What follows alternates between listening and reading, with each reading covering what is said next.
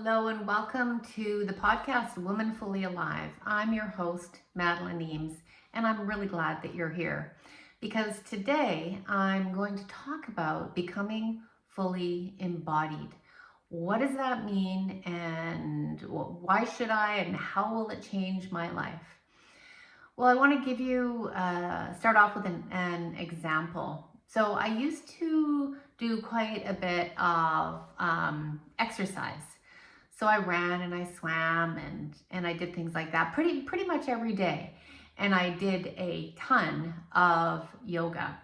And I can also say that even though you might think of yoga as an embodiment practice, and it absolutely can be, I was not embodied. So how does that happen?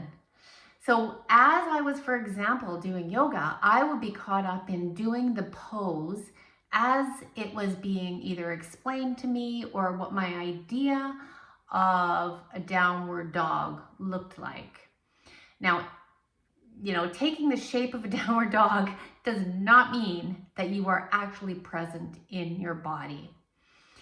And so when we're caught up in an idea of how it should be, or how we should look, or how far we should run, we are less embodied than just being, say, in the pose and noticing how my shoulders feel, noticing my breath, like breathing, and actually being in my body, in my aliveness, in a yoga pose or on a run or while swimming. So all of these things, they of course physiologically are good for you, but it doesn't mean to say that you are actually present while you're doing them. And so recently I had an experience where I really hurt my knee. I jumped off a rock that was not very high off the ground and I didn't bend my knee. I just, it landed straight legged and I had a tear in my meniscus. And so I was not moving a lot for a few weeks and still now.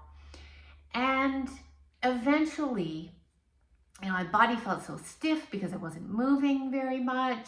Eventually, I got into the pool and started off in the whirlpool. Then I got to the bigger pool and I just started to enjoy moving.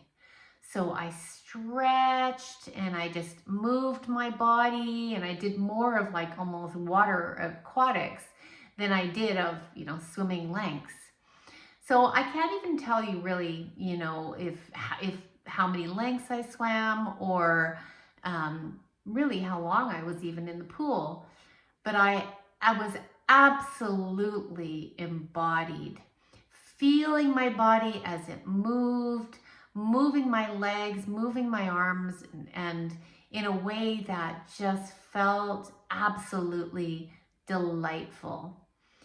And so those are the types of experiences that really bring out my aliveness, that feeling of just being in your body. And being fully embodied does not always mean that it feels good.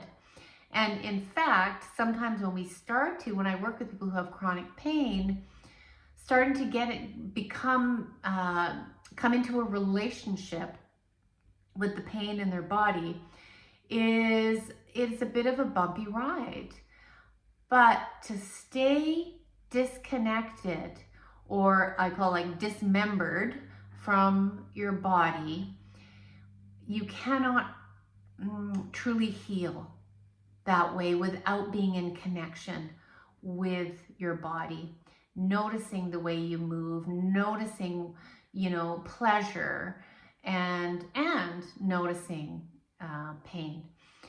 So when we allow ourselves those moments to, perhaps slow down and use practices like breath or movement or eating, noticing the food, noticing your sensations, smells. Maybe you're out on a walk and you notice the wind and you notice how that feels on your body and inside your body. Those are examples of embodiment. Now, I equate becoming fully embodied with feeling fully alive in this moment, with whatever this moment holds for you. And being able to be with our own nervous systems, at the same time being able to be outside of our body and in our environment and responding to our environment at the same time.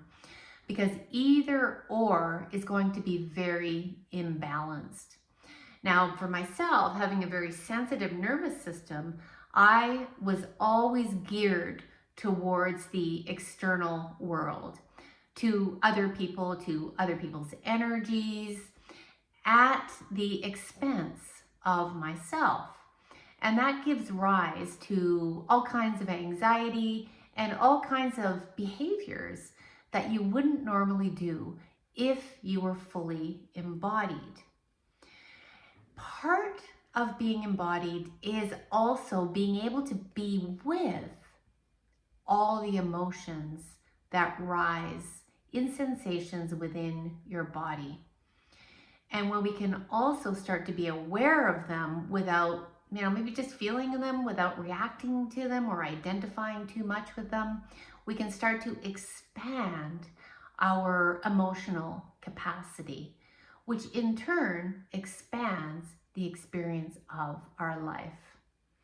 So if I was just beginning this journey, I would probably start with just really small practices, like sitting and breathing and just noticing how you're feeling, noticing any tension, noticing those places in your life that feel good, and also noticing those places in your life where you feel drained.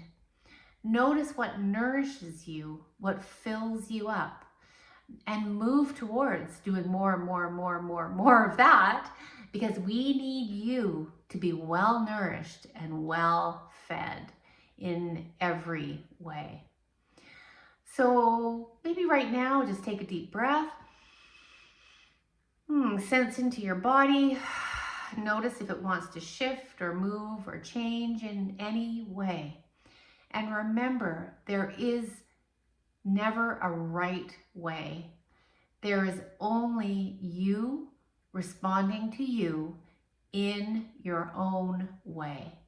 And that is the beauty of this practice, because you can come in to who you truly are in this moment and what feels right for you. And that is what I would say is true power and presence. Being alive in this moment, responding to your needs, to the outside world and the inside world in a way that feels aligned and in integrity to the truth of who you are. So I hope this podcast has been helpful for you in just giving you some examples and some tips for just starting to get started. And from there you can expand your capacity until you become what I call a full lioness who has access to all parts of her nervous system, and in turn moves through her life with courage and compassion and creativity and without fear, because she knows that whatever comes up, she is going to be able to manage it in the best way that she can. All right, everyone. Thanks for listening. Don't forget to like or hit subscribe so you don't miss any of the upcoming episodes.